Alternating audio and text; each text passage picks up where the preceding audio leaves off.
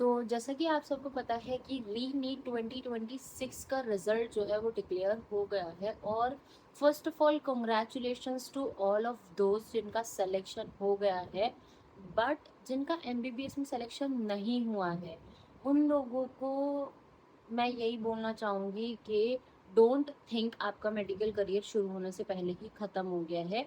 India में बहुत सारे ऐसे कॉलेजेस और यूनिवर्सिटीज़ हैं जो best allied health care courses offer करते हैं।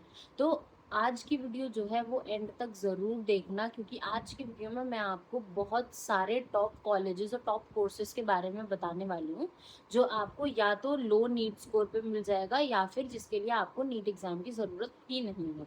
ठीक है, तो वीडियो को एंड तक ज़रूर देखना। तो हर साल 20 लाख से भी ज़्यादा बच्चे जो है वो नीट का एग्ज़ाम देते हैं, बट एमबीबीएस की सीट्स जो है वो नंबर ऑफ़ एप्लीकेंट्स के कंपैरिजन में बहुत ही ज़्यादा कम होती हैं। तो देखो, जिनका सिलेक्शन नहीं हुआ इसका मतलब ये नहीं है कि वो किसी लायक नहीं है, उन्होंने मेहनत नहीं की या कुछ भी। बहुत ही ज़्यादा डिज़र्विंग से डिज़र्विंग बच्चे भी रह जाते हैं, क्योंकि कंपटीशन जो है वो इतने ज़्यादा इंटेंस लेवल पे पहुंच गया है कि कहीं ना कहीं बच्चे मार खा ही जाते हैं अगर वो बहुत अच्छा कर रहे होते हैं तभी भी। ठीक है, तो बिल्कुल भी ये मत सोचना कि एमबीबीएस और डॉक्टर्स ही सब कुछ होते हैं। Operation theatre technologist, radiology technologist, optometrist, laboratory technologist, dialysis therapy technologist, nursing staff, ये सब भी जो है वो आपके हेल्थ केयर की बैकबोन होते हैं।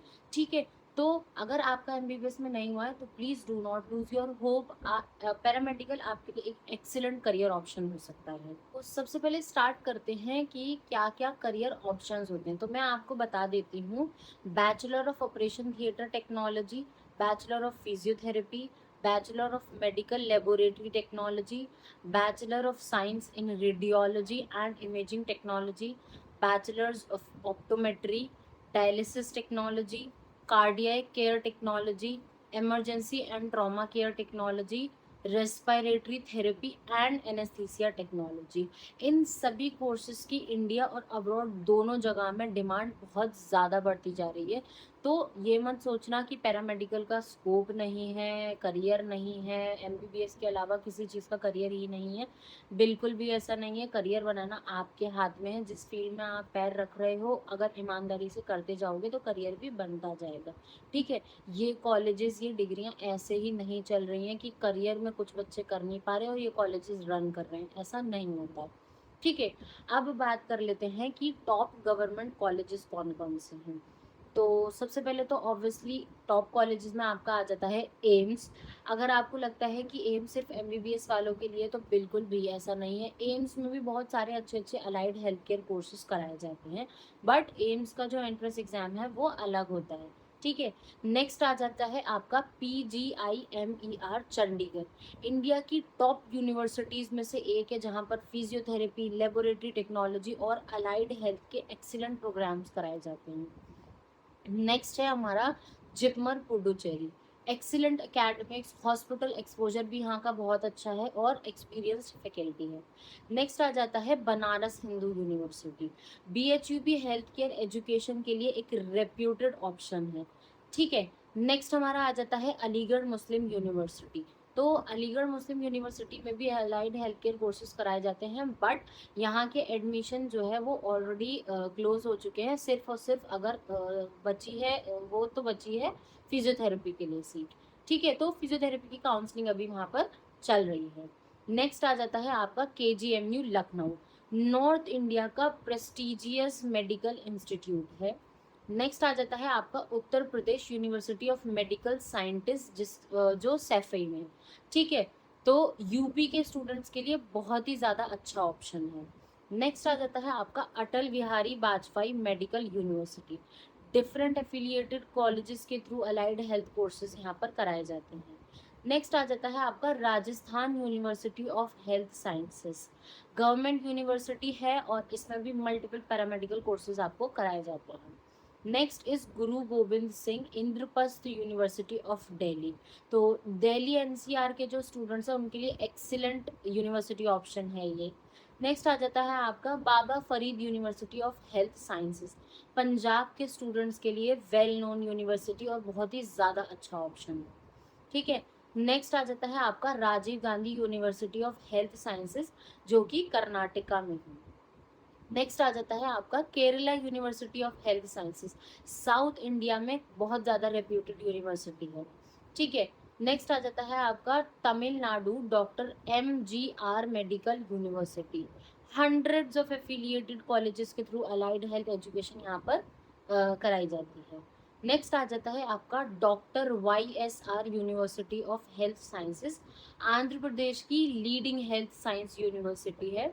तो आंध्र प्रदेश वाले बच्चे या फिर सब लोग अप्लाई कर सकते हो। वैसे तो आपको सिर्फ और सिर्फ ऑफिशियल वेबसाइट पे जाके क्राइटेरिया चेक करना है क्या है, आप लोग यहाँ पर अप्लाई कर सकते हो। अब बात कर लेते हैं यहाँ पर प्राइवेट कॉलेजेस की। ठीक है। तो अगर आप प्राइवेट कॉलेजेस कंसीडर कर रहे हैं तो ये इंस्टीट्यूट जो है वो बहुत ही ज़्यादा अच्छे यूनिवर्सिटीज़ हैं, इंस्टीट्यूट्स हैं, बहुत ही रेप्यूटेड है। ठीक है। तो सबसे पहले आ जाता है आपका Manipal academy of higher education. Next आ जाता है आपका Christian medical college CMC of Vellore. Next आ जाता है आपका Shri Ramachandra institute of higher education and research. Next आ जाता है आपका अमृता विश्व विद्यापीठम। नेक्स्ट आ जाता है आपका जामिया हमदर्द न्यू दिल्ली। ठीक है। जामिया हमदर्द का भी आई थिंक एडमिशन जो है वो क्लोज हो गए हैं, क्योंकि जामिया हमदर्द का एंट्रेंस एग्जाम हुआ था। ठीक है। नेक्स्ट आता है आपका KLE academy of higher education. Next DY Patil university. Next आ जाता है Sharda university, one of the prestigious universities में एक है ये भी। SRM institute of science and technology. Next is your Parul university. Next Noida international university. अगली आ जाती है आपकी NIMS यूनिवर्सिटी, जो कि जयपुर में है। नेक्स्ट आ जाती है आपकी Santosh deemed to be university. Next आती है आपकी Mahatma Gandhi university of medical sciences and technology. इन यूनिवर्सिटीज़ में अलग अलग हेल्थ केयर के कोर्सेज कराए जाते हैं और सब तरीके के कोर्सेज अवेलेबल हैं। तो इन सब की वेबसाइट पे जाके आप लोग जो है वो चेकआउट कर सकते हैं कि क्या क्राइटेरिया है, कैसे अप्लाई करना है। और अगर इसके अलावा कुछ भी चीज़ हो तो प्लीज़ मुझे कमेंट सेक्शन में ज़रूर बता देना। एक बहुत ही ज़्यादा इम्पॉर्टेंट बात सुन लो कि जो जितनी भी यूनिवर्सिटीज़ और कॉलेजेस के नाम मैंने बताए हैं, सबका क्राइटेरिया सेम नहीं है। कोई नीट के थ्रू होता है, कोई अपना यूनिवर्सिटी एग्ज़ाम कंडक्ट कराता है, कोई 12th की मेरिट पे होता है। तो एक बार जो है वो ऑफिशियल वेबसाइट पर जाके ज़रूर चेकआउट कर लेना कि कहाँ का क्राइटेरिया क्या है। ठीक है। तो देखो, पैरामेडिकल कोर्सेज के करियर की बात कर लेते हैं, क्योंकि बहुत बड़ा मिथ है कि पैरामेडिकल में करियर स्कोप नहीं है, ये नहीं है, वो नहीं है, बेकार कोर्सेज है। ऐसा कुछ भी नहीं है। यूनिवर्सिटीज़ कॉलेजेस इसीलिए चल रहे हैं क्योंकि स्कोप है सब जगह। ठीक है। कहाँ कहाँ आप अप्लाई कर सकते हो? आप ICUs में, प्राइवेट हॉस्पिटल्स में, गवर्नमेंट हॉस्पिटल्स में अप्लाई कर सकते हो। और जो है कॉरपोरेट हॉस्पिटल्स में, ट्रॉमा सेंटर्स में, डायग्नोस्टिक लेबोरेटरीज में, ब्लड बैंक्स में, IVF सेंटर्स में, कार्डियाक हॉस्पिटल्स में और रिसर्च इंस्टीट्यूट्स में भी अप्लाई कर सकते हो। और बहुत अच्छा एक्सपीरियंस के बाद आप गल्फ कंट्रीज़ में, UK और पता नहीं कहाँ कहाँ अब्रॉड वाली कंट्रीज़ में भी अप्लाई कर सकते हो। ठीक है। तो देखो, स्कोप बहुत अच्छा है और ट्रस्ट मी, बाहर की कंट्रीज़ में लोग बहुत कमा रहे हैं पैरामेडिकल डिग्रीज के ऊपर ही। इनफैक्ट प्राइवेट में भी बहुत ज़्यादा कमा रहे हैं, गवर्नमेंट सेक्टर में भी। ठीक है। तो बिल्कुल भी ये मत सोचो कि स्कोप नहीं है। स्कोप हर कोर्स का होता है। करियर बनाना सिर्फ और सिर्फ आपके हाथ में है।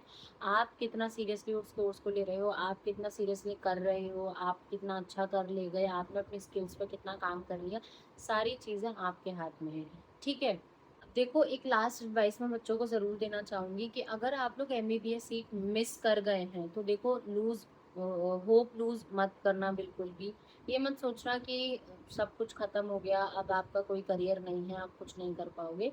देखो, अगर आप अपनी स्किल्स पे काम करते हो, करियर को सीरियसली लेते हो, तो आप जो है वो पैरामेडिकल में, अलाइड हेल्थ केयर में भी बहुत अच्छा करियर बना सकते हो। आप बहुत ही अच्छे हेल्थ केयर प्रोफेशनल बन सकते हो। और उसके बाद अगर आपका टीचिंग में इंटरेस्ट है तो आप जो है वो बैचलर्स करके, मास्टर्स करके आप एकेडमिक में भी जा सकते हो। ठीक है। तो ऐसा नहीं है कि करियर स्कोप नहीं है। अगर आपको क्लिनिकल में स्कोप चाहिए, क्लिनिकल में भी बहुत स्कोप है। अगर आपको इसी के थ्रू एकेडमिक में जाना है, क्लिनिकल का मन नहीं है आगे चल के, तो आप अकेडमिक में टीचिंग लाइन में भी जा सकते हो। तो देखो स्कोप की तो कोई भी कमी नहीं है, आप एक डिग्री से दो दो फील्ड में जा सकते हो, क्लिनिकल में भी, अकेडमिक में भी, और क्या ही चाहिए भाई। ठीक है।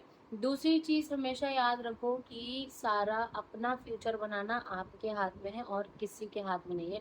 किसी ने बोल दिया इस करियर उसका स्कोप नहीं है, इसका मतलब ये नहीं होता कि सच में स्कोप नहीं है। ठीक है। बोलने वाले खुद कुछ नहीं कर पाए हैं आज तक, तो किसी की बातों में मत आना। हमेशा बस ये याद रखना कि तुम करियर बना पाओगे, घुस जाओ। अगर तुम्हें खुद पे भरोसा है, उस करियर में आप अपना उस कोर्स में अपना करियर बना लोगे, घुस जाओ। ठीक है। क्योंकि लोगों का क्या है, देखो बोलते रहते हैं, बोलने दो। ठीक है। बाकी वीडियो अच्छी लगी तो लाइक करना और चैनल को सब्सक्राइब कर देना अगर हेल्पफुल लगी तो, और जो भी आपके डाउट्स हों वो कमेंट सेक्शन में मुझे बताते जाना। मैं सबको कलेक्ट करके एक नेक्स्ट वीडियो लेकर आऊँगी उस चीज़ को। ठीक है। तो ऑल द वेरी बेस्ट, मिलते हैं नेक्स्ट वीडियो में। Till then bye bye.